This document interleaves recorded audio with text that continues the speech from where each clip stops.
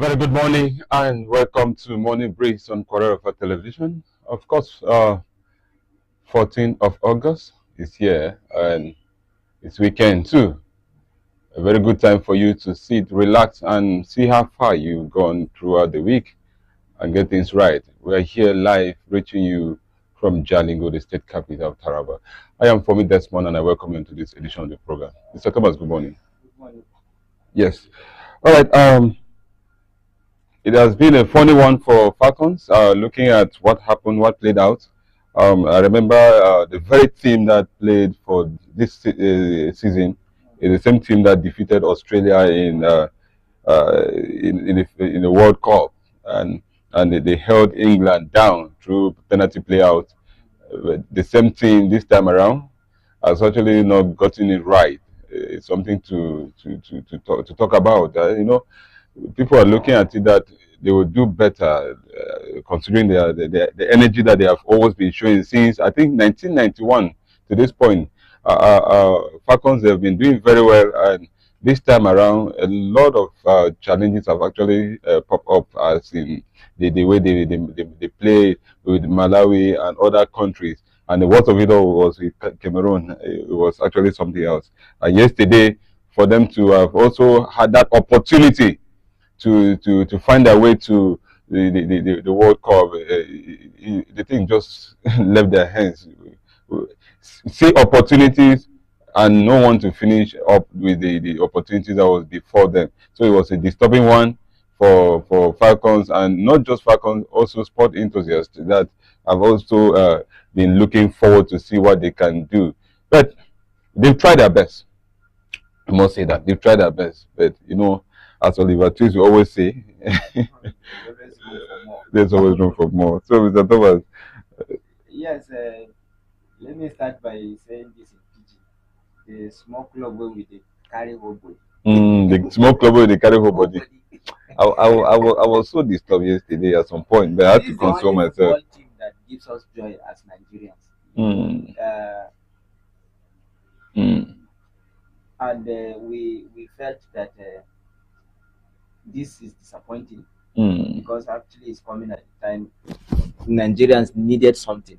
The Super Eagles could not even qualify for the World Cup. Yes, and these ones again are not even qualifying again for another World Cup.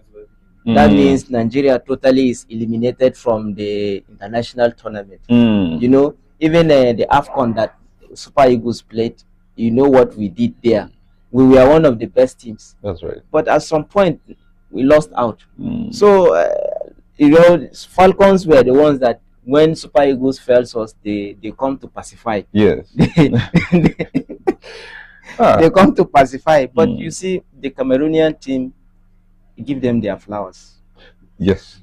Because the current formation of the team are something else. That their goalkeeper, that their central midfielder, they are just something else. And the coach, the coach is very tactical, yes, and very. He knows who to play in what position. So you could see how they held Morocco to penalty, and you see how the goalkeeper saved about 3 or so penalty at the spot against Morocco. And don't forget, they were playing in Morocco's home. So the support from the fans. So, that has always been affecting. Yes. So I think, let me see, go back to Pigeon. The way with the hype Falcons, they don't fall our hands again. No, they should go back to drawing board. You understand? You should go back to drawing board. Check exactly what went wrong. The politics that is in Super Eagles, that is preventing us to progress, should not also infiltrate the Falcons. You understand? Last time they were highly celebrated. They are now hyping them. Maybe it has started entering their head, and they are feeling their. Games are not like that. And do you know that the same team that played Australia 2023 is the same formation, the same thing, nothing changed. When you look at it, okay. Well, from 2023 to 2026, it's 3 years. That's right. Age must have come in, I would say. And the Australian team must have also studied, and other people. let me tell you something that you will see in this game. Look at the last World Cup. Smaller countries challenged the giant. It happened. In fact, there were times that when you just hear one country's name, you summarize the game. Like you could say this one is walkover. Not longer in football. In fact, it's even better confronting bigger teams meeting each other. Like they say, yeah, they know their strength. Let's say Portugal. Portugal playing maybe Spain, or Spain playing France, or France playing Argentina. You know, such kind of countries. Maybe Nigeria playing Ghana. We have known ourselves for a very long time. Nigeria playing Cameroon. You understand? But now when you are bringing countries like Quebec, that they are just coming fresh, another young talent, you don't know how hungry these guys are. They also want to dominate the sporting headline. Yes, they want to come up and sell themselves. Bro, you got a lot to deal with. So this is what is happening to the Cameroonian team. It has been a very long time that they've not come to the spotlight, and now they are pushing. For Nigeria, I think is a very dangerous signal, and they have to work. Now they have lost out of AFCON, they've lost out of World Cup. It's time to go back again and check. The ones that need replacement, they should be replaced. The ones that need encouragement, they should encourage them. If it's finances that is damping their morale, it should be given attention to. If it's logistic or training facilities or anything that could be the head that is tactical enough, that head should be substituted, or bring another support or some sort of way in finding our way back. Otherwise, if we have lost Falcons again, that means we are out of football. Because I have not seen what do you call a Super Eagles recovering anytime soon. No, Super Eagles will recover. Yes, they will recover, but not as soon as we expect. But if they go back to the drawing board and actually look at the young talent, just like you said, yes, you see, when you put age to some of these activities, especially things that have to do with sport, you can't just balance it immediately, because we have, just like you said, we have young guys out there that are hungry, and their ambition now is for them to come out at the top lines of sporting stories and whatever. And once they get this opportunity, they do it very well. So for Nigeria, I think we have thousands and millions of them. Where will you be looking for such talent? Quickly, just look at this Kaduna guy that was signing to this Zadok. Zadok, yes. That kind of boy, you bring him into Super Eagles. Definitely, of course, he will try his best. And I can tell you there are thousands of Johannas, even within our immediate community here. Of course. It's just that they have not gotten the platform. Let's see how things will go. You understand? Out. But anytime, I don't know how these coaches goes searching. Johanna is doing great. Even I saw their friendly recently. The first game he played, he contributed to the winning, and he was even brought into the game very late. His story has just changed. Yes. I think so. Nigerian head coach, they should be looking at our young people. Of course. They shouldn't allow them to go out before they will not trying to trace them back. You know, that's one of the disturbing factors that is affecting us. And that was what Stephen Keshi did. You remember that 2013 AFCON we won? That was something we had not won in like so many years. When Stephen Keshi came in, he brought young players that were playing in indigenous clubs like Iyemba and others. He was not really going for big names in England and big names in Europe. Of course, he had them, but his priority were not those big names. He went back to the grassroots and look at what do I have to get from these people. And he brought it. He said, okay, here is the opportunity. But it was during his time that the likes of Moses started shining. You know, during Stephen Keshi's time. You know, so like you are saying, if they go down again and search, that is what they will do. But it's unfortunate for Nigeria in football. What do you call it? the football space. The football space is quite unfortunate. And football is just that one game that cut across everyone. Yes. Football. Look at when World Cup was played. Everybody talks about it. It has a way of bridging us or bringing us together. That's right. When Nigerian team scores, it's no longer whether who is a Christian or Muslim in that team, who is a Yoruba or Igbo, who is Hausa. It's Nigeria. It's Nigeria. Football makes us look beyond tribe and tells us that there is something bigger than our tribes. There is something bigger than our religion. that we have a common goal, which is our country. That's right. That spirit is that just one thing that is keeping us going. And now they are not. Some people say their village people have started. We should not blame village people to this. There's actually something wrong somewhere. Maybe their village people have started. No, for me, I would say the head coach and all those in charge of leading our young guys and young ladies out there, especially in the sporting space, they should go back to the drawing board. Yes. Know who to use at what time. Yeah. And then also don't just dwell much on the old players, because whether you like it or not, as someone is advancing, the strength to measure up to the expected result also goes down. So they should look out for young guys, young talented footballers, and bring them to the team, because when you look at the European, some of our guys that are representing us at all these clubs, all the clubs, they are doing extremely well. And sometimes you hear their names, not seeing their place in Nigeria, not seeing their place in Super Eagles. And that is that is where I think the mentality between Nigerian players and other countries' players. If you look at international tournament, there are countries that only have one person leading them. Let me give you an example. Croatia went up to the finals in 2022 when they played against France. Do you know who led Croatia? Modric. Yes, Modric.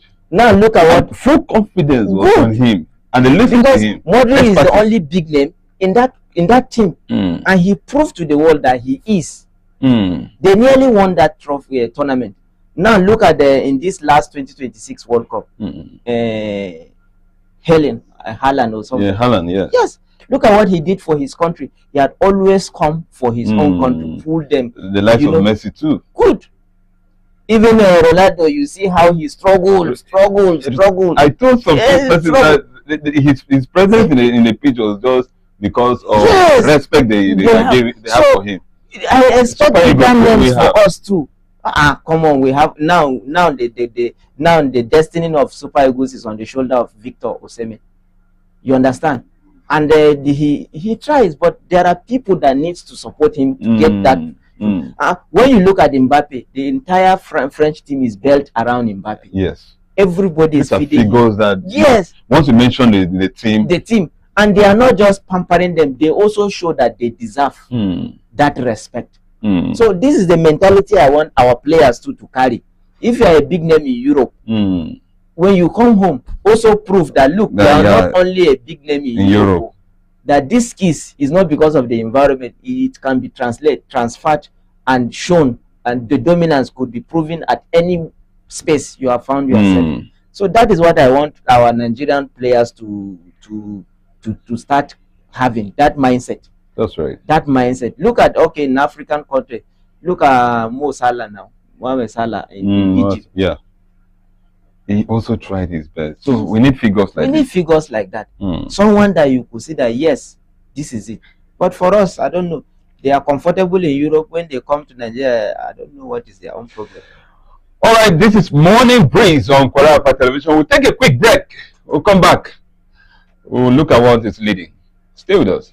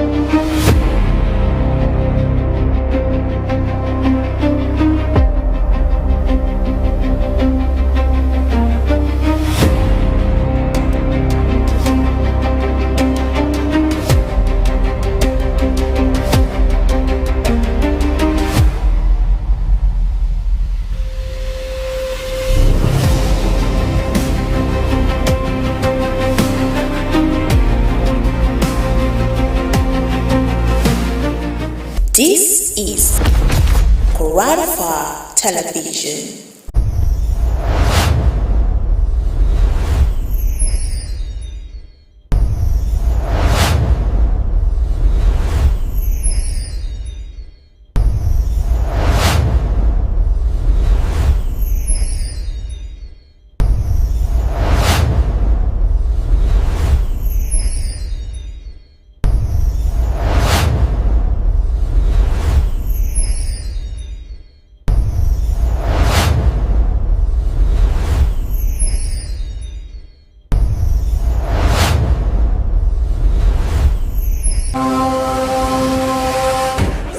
System hacking room.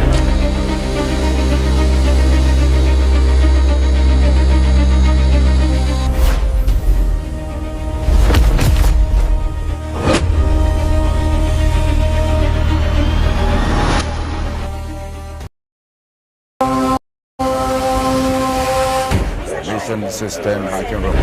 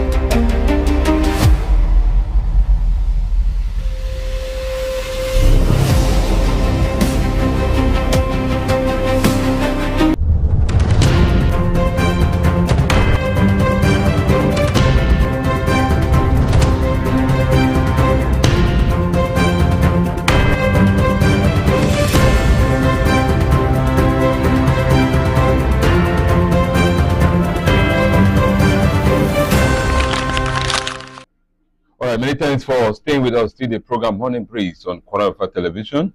We'll take a quick turn now to look at what papers are leading with. And most of our papers are leading with Osun elections, and we just have to see how we read them out, bring meaning from those leading stories. We'll start with the Punch newspaper. The Punch newspaper, on page 2, we have a leading story. Police lock down Osun DIG, 30 CPs deployed, 30 CPs deployed. Then we have a few reactions here to digest. Police says 34 illegal guns seized. Helicopter drone unit on surveillance across state. Army to seal state borders from midnight. Mobile courts ready for offenders. 1 killed, 2 injured as Tinubu vows peaceful election. INEC urges parties to honor peace accord. So we have tomorrow to decide who will be leading in Osun State. And trust me, it has not been a sweet one from Osun State lately, because we have interest and decision being played out. But my major concern is the number of people that have actually lost their lives because of this exercise, and now we are still seeing kind of funny story: 1 killed, 2 injured. I think there is more attention that should be given to this peace accord. Before elections, they will gather politicians, come and sign. What happened when politicians default or they go against this peace accord? Is there anything that they are being sanctioned on, or maybe being accused of anything, backing the peace accord that is always signed by politicians, because people's lives should not be joked with. It's actually funny that we are seeing all this being played out, but I love the fact that they're taking serious decisions on the mobile court being ready for offenders, borders being closed midnight, and surveillance across the state. Let's see how you play out. Mr. Thomas, let's look at this and give some meaning to our discussion. Yeah, this election could be better described as the clash of Titanic, right? Yes, because the way we have been seeing the build up to this election, like since last month, it has been from one drama to another, and finally we are just having few hours to the time. That's right. Yes, yesterday we analyzed how both parties are claiming casualties. APC said they had already lost 50, and the Accord is saying they lost 26 or 29. 29. I have not heard where ADC said they've lost, so maybe their boys are peaceful. Now there have been cases or issues around people moving with arms. There is one naval officer that arrested an APC member who was reported to have been arrested with a gun, you know, and now you see police also saying they have seized a number of arms from different people. And this is not the election day yet. They have started seizing ammunitions. Imagine what might happen tomorrow. My only fear is this number of police that are being deployed. They said about how many commissioner of police? 30 commissioner of police, inspectors, sergeants and others deployed.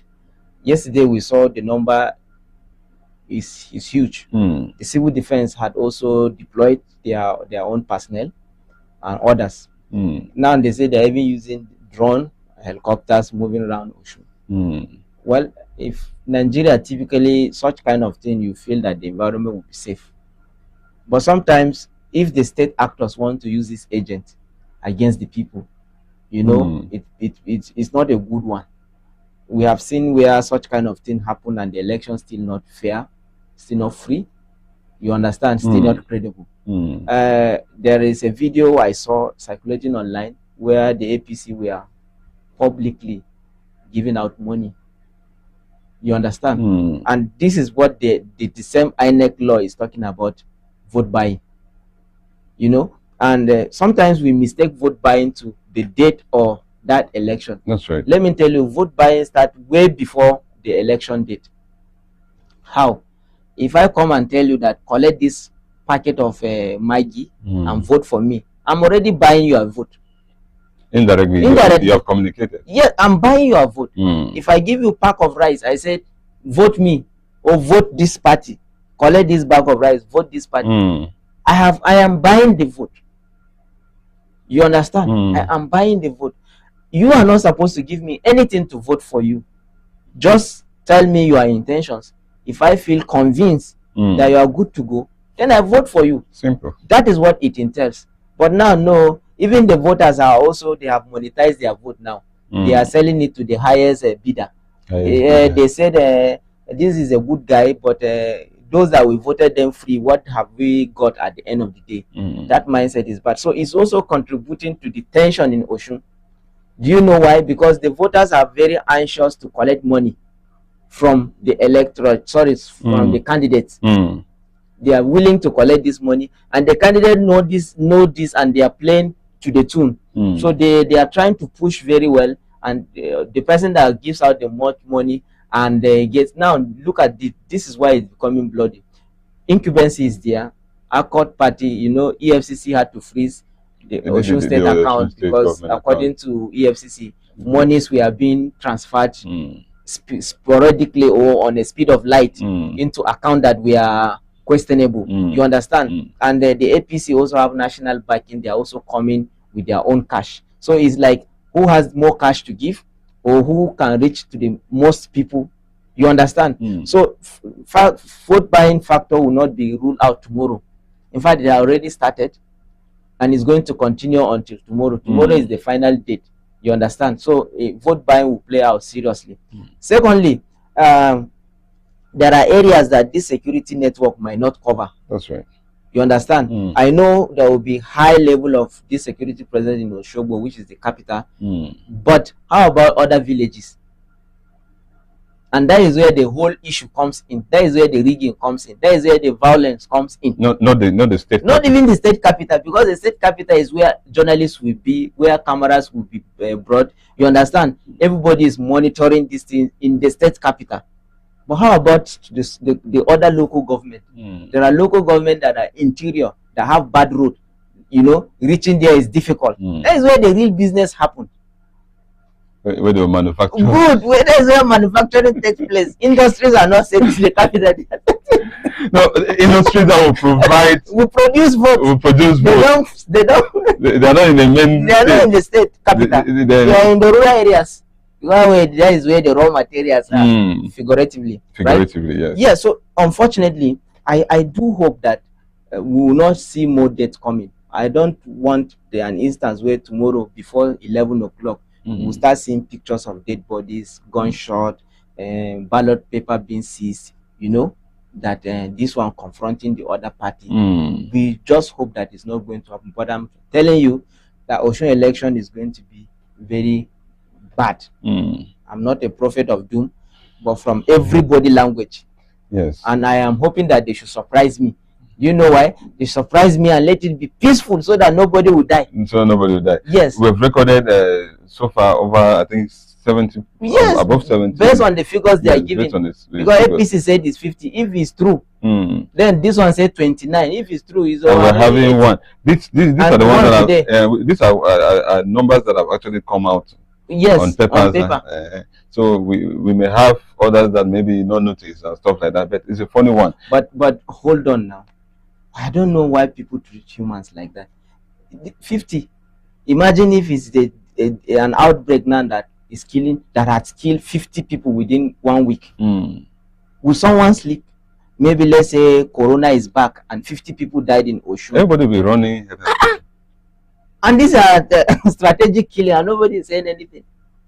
No, I wanted to speak to. And then quickly, let me talk about the peace accord you mentioned. Yes, I wanted to. I think I like what Amnesty International said yesterday. Amnesty had never come up this hard, but they said they are going to use Senator Fadausi as an example to those who are preaching hate messages during campaigns. They said they are not going to let that down. And we do hope that the peace accord should not, in fact, even if this election comes to an end with any party emerging the winner, that committee should come up and investigate what transpired before, during, and after the elections. Yes. So that individuals who were found or responsible in such shady deeds should be brought to book. These people that have already died, who killed them? Who ordered their killings? Who sponsors those that killed them?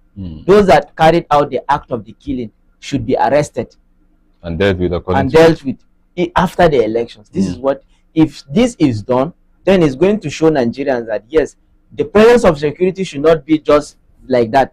These security personnel that have been deployed should go beyond just trying to safeguard the atmosphere for election. They should carry out investigation. Okay, say people have died. The police themselves have acknowledged death. So who sponsored those that killed that person? Who were the people that carried out the act? No, because it's in two-phase now. The person that sponsored the killing and those that went and carried out the act, they are all capable of the offense. That's right. So these people should be brought to book. Okay? And other parties that have also gone ahead for hate speeches. It's not only APC, not only ACORD. This is where that senator's hate speech will be played out. Now. So during elections, during campaigns, you were seen or heard saying this at this point.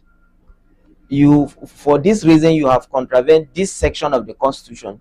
So you are charged with so years or so money to pay or so punishment. It should be given. So we need to see this out. Such time we didn't see anything in Ekiti. After Ekiti, that is 2 months. Yes. So it is common, like you have said. What is the impact of this peace accord? what is the importance? It's not just a ceremonial thing that when people sign before cameras and they go back to normal. No, a lot has already happened in Osun. Even if this election is peaceful tomorrow, a lot has already happened. So there should be a panel that will be set to investigate what transpired, so that we will get to a point where before you conclude, I want you to speak to something. Yes. We have a reaction here. Army to seal state borders from midnight. Mobile courts ready for offenders. Now, this seal state borders. I wanted to speak about it. It should not just be a kind of write-up here, because it will have a great influence too. Yeah. Just like you said, where votes will be manufactured in rural areas. I think this is where this one falls now. Yeah. And I don't know how strong they are on this, because if they don't do this well, it would definitely affect the voting there. I am not familiar with Osun geographical what do you call it, terrain, so I would not really mention which border is porous, which one is dangerous, which one could be. But sealing border means they are going to prevent people from coming in and out of the state.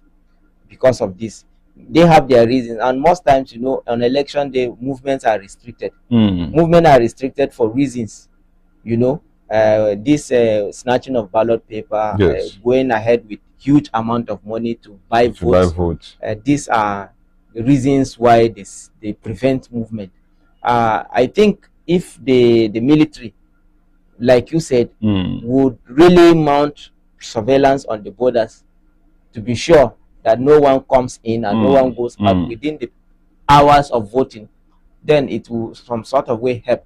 Because like the foreign agents that are coming from outside Osun State, now I am surprised that this is Osun election, but a lot of personalities across Nigeria are just going there as if it is Nigerian election. It's Osun election. It's not different from other states' election. You understand? So allow Osun people to do their job. Allow them to do whatsoever they want to do. You see Edo State governor going there to campaign. Yes, it's not bad, but when he was campaigning, was Osun State government there? Do you understand? That's right. So this is not the kind of thing we want. So they should not bring their foreign influence into Osun. They should allow Osun people to vote who they so desire to lead them. You understand? And no party has a monopoly over others. So if the military are going to do what they said they would do, is going to cut across all the parties. Both parties. And the sealing of the border should be total for that states like Taraba, you know. It's very difficult to because there are border areas that I think 4 states, 4 local governments. Sorry, yes, 4 local governments. So and it's not easy to do that, but it's still doable. You understand? In fact, across Taraba, we are surrounded by. At some point, there's even another country, you know. But of Osun, I will not really comment on that since I don't have in-depth knowledge of their own geography. So that would be that for me. No. So the interesting thing about all papers that we have this morning is it's about Osun election. Vanguard. Let me just go through some of the leading story here. Vanguard is saying factors that will decide Adeleke, Oyebanji's, Salam's, and others' fate. We have there are factors. They have actually defined some factors that will determine how they will come out. Then Tinubu assures indigents of adequate security. 15 candidate battle for 1.9 million votes. 15 candidates battle for 1.9 million votes.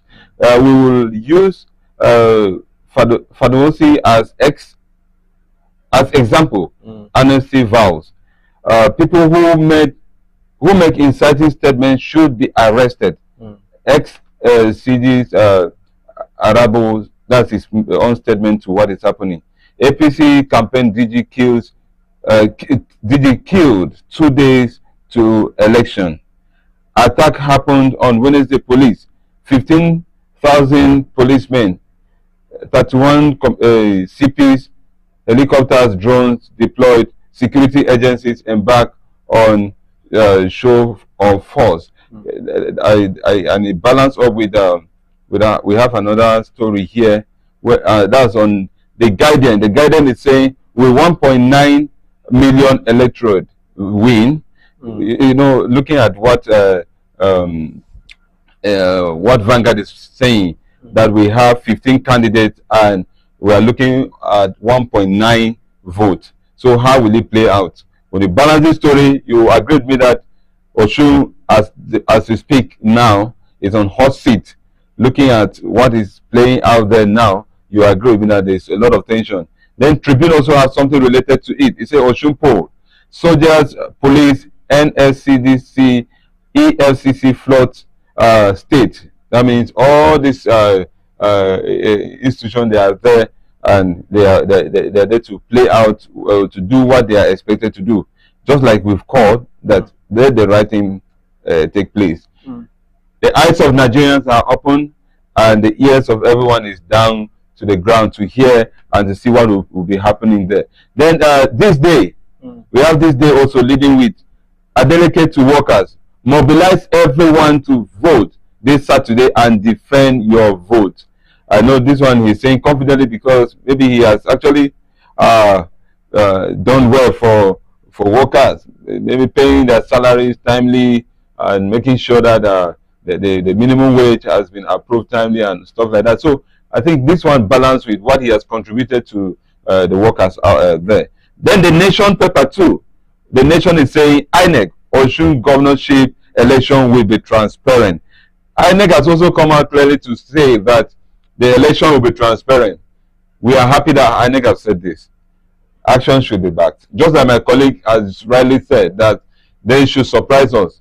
We are having we are afraid at the moment, looking at what is playing out there, where APC will come out to say, okay, 40 of my people, or 40 of my supporters, or 50 of my supporters have died, 29 of my supporters from Accord have died. You know, it's actually a kind of a battlefield, and everyone is trying to show the strength that he or she got. But our desire now is to see that INEC surprises us, military surprise us, and the police surprise us, and everyone that is there to participate, even the core members, that are there, they should surprise us.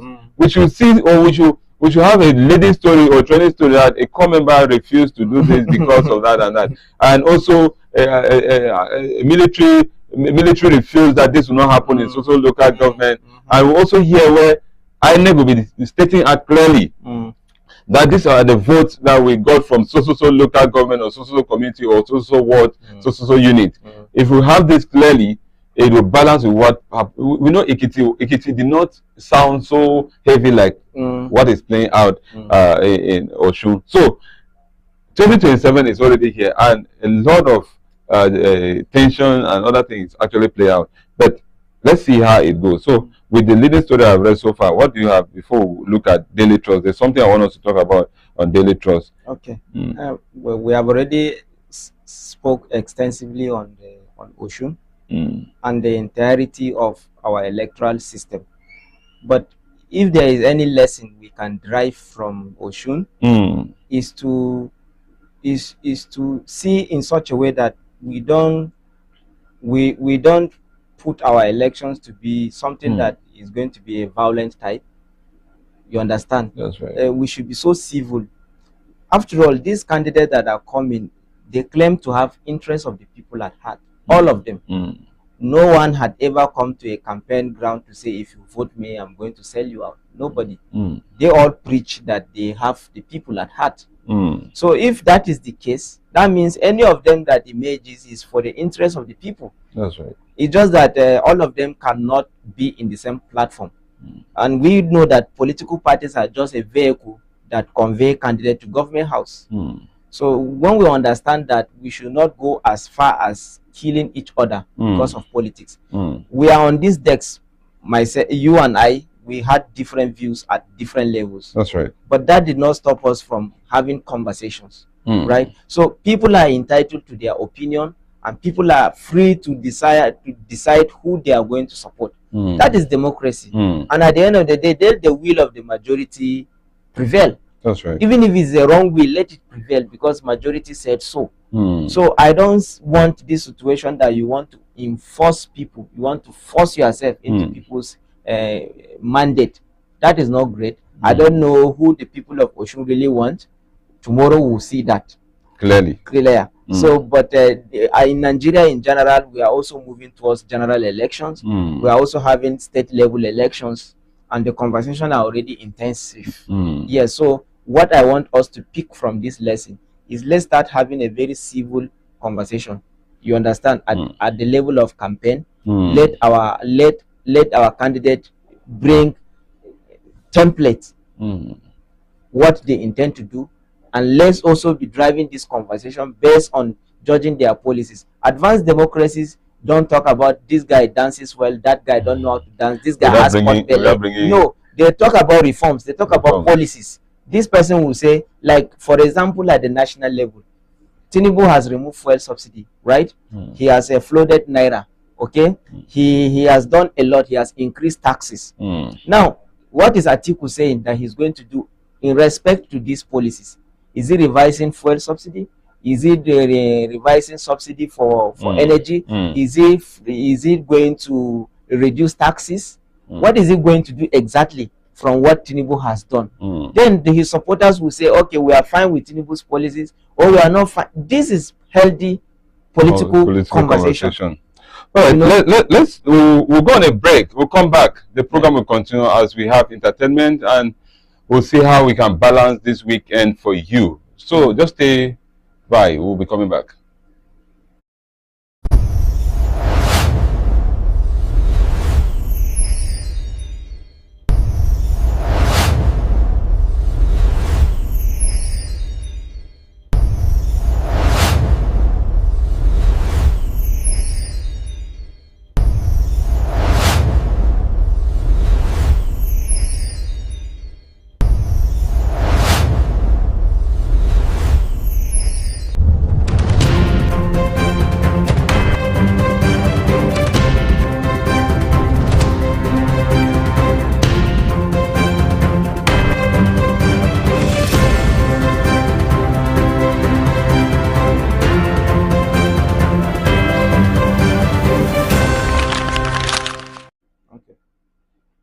Thank you so much for staying with us. This is Morning Breeze on Kwararafa Television. Quickly, we'll look at Daily Trust. There is a leading story on Daily Trust. Not a leading story, sorry. There's a story that we need to talk about. Refineries will work again, Tinubu. Lately we've been discussing about fuel subsidy and how it has affected our economy, it has affected that farmer, it has affected that businessman, that common person that is trying to see that he or she manages to take care of his or her basic needs. And talking about naira, dollar, inflation, and all sorts. So Tinubu has come out to say refineries will work again. Mr. Thomas, just speak to this as we prepare to end it. Yeah, for this statement is synonymous to this common phrase or clause in the Christian faith that said dry bones shall rise again. So it has been a very long time that this issue of refineries work again had been in place. It has been there before Tinubu, it has been there before Buhari, it has been there before Goodluck Jonathan. We had been talking about our refineries working for a very long time. But something happened around towards the end of Buhari's tenure. There was a drive towards reviving the Port Harcourt refinery, the refinery in Warri, and I think about 3 of them, billions of naira was said to have been budgeted for reviving the refineries. Buhari could not actually see that happen till his tenure ended. But towards the end of his tenure, there were a lot of headlines that the refinery has gone like 90% completion, 70%, 80%. Finally, during Tinubu's time, they said our refineries have reaching the stage of like they have fully been revitalized. They are now active and they will put into use. Few days later, we were seeing NNPC taking refined product from our refineries. Then all of a sudden, it was not up to 3 months. Story started saying the refinery has broken down again. after billions of billions had been spent.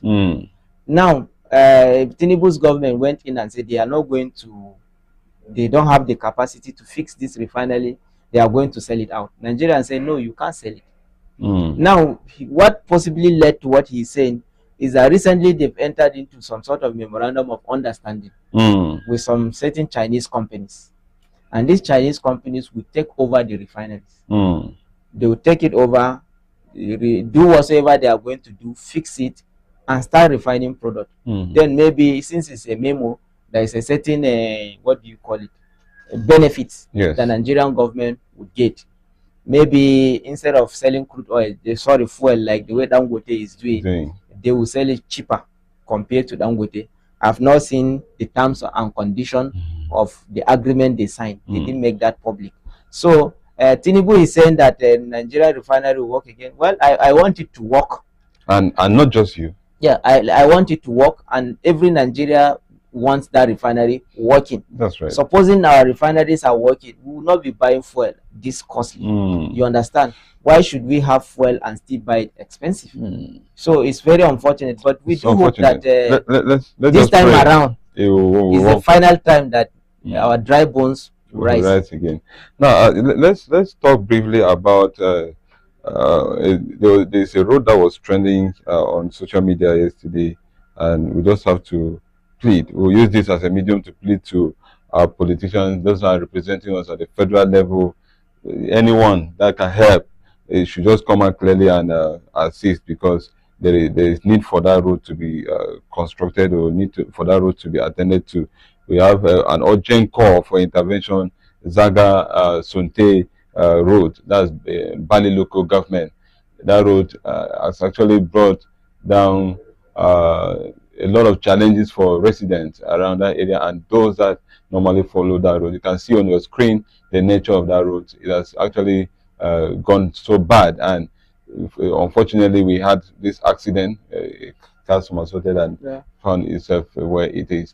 And as it is now, no clear report has come out to tell if there were casualties, if somebody died or not. But our own is just to bring this to the public to know that we are facing this challenge, and we need our politicians, we need our leaders to look at this, because this is one way that will help a lot of people that you may not have direct connection with them, and your name will be written in their hearts.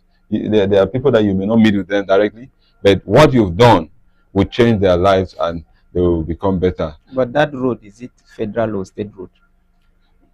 That Zaga Suntai road, is it state or federal road? The question is not about state or federal. We are calling on politicians to look at. The question is about the state or federal, because federal tells you they don't construct state road, state tells you they don't construct federal road. You understand? Sometimes if state constructs federal road, they pay them back.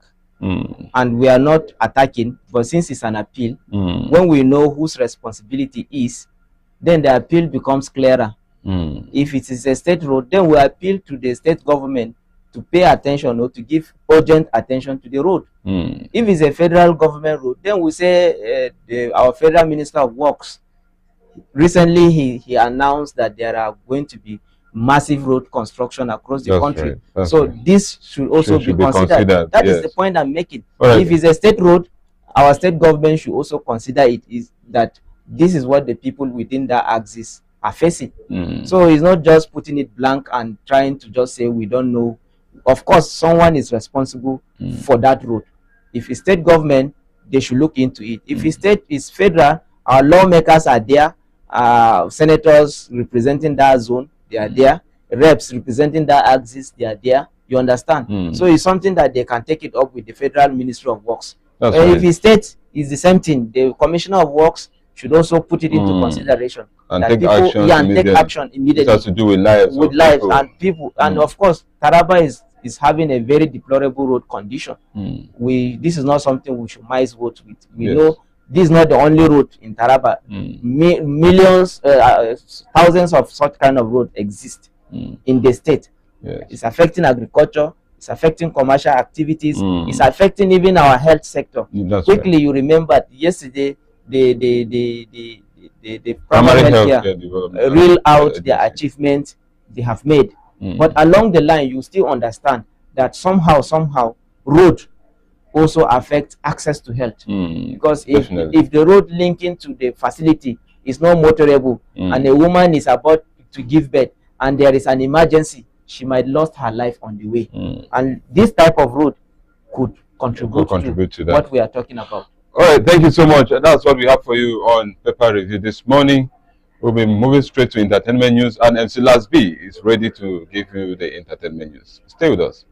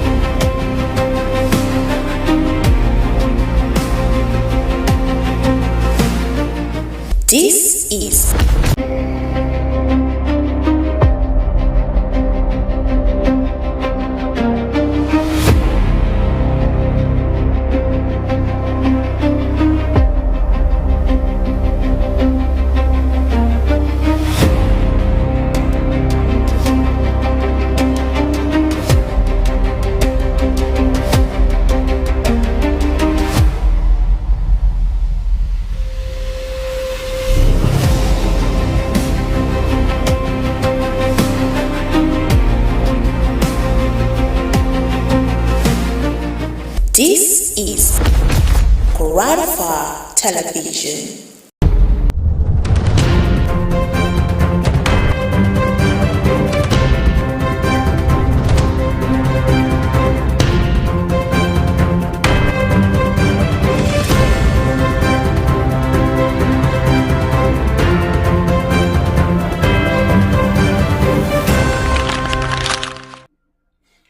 Hello and welcome to the Entertainment News. I am MC Lasby, bringing you the latest happenings from the world of entertainment, which is often sweet comedy and social media. Comedian Josh Tufoni has defended the rise of what he described as Olodo or brain-rot content creators, reacting to rapper YC's contribution by academic qualifications or polished English. However, it's not still vibe with me at the comment section. Moving to national conversation, Afrobeat legend Femi Kuti says Nigeria's biggest challenge is not President Bola Tinubu alone, but institutional corruption and weak systems. Speaking on the Good News Niger podcast, Kuti argued that a stronger judiciary and institutions would have played a crucial role in determining who could contest for political office. He said, and I quote, "Do you think that Tinubu is the problem? The judiciary didn't stop him from getting there in the first place. It's a problem." He maintained that corruption is deeply rooted across different sectors and continues to weaken hope among young Nigerians. Nigerians' problem, according to Kuti, are systematic and require stronger institutions and accountability, whereas sustainable change requires fixing institutions, not simply changing individuals in leadership. And now some drama again from Nollywood. Actress Iyabo Ojo says she is aware of what she described as a malicious plot by unidentified detractors against her.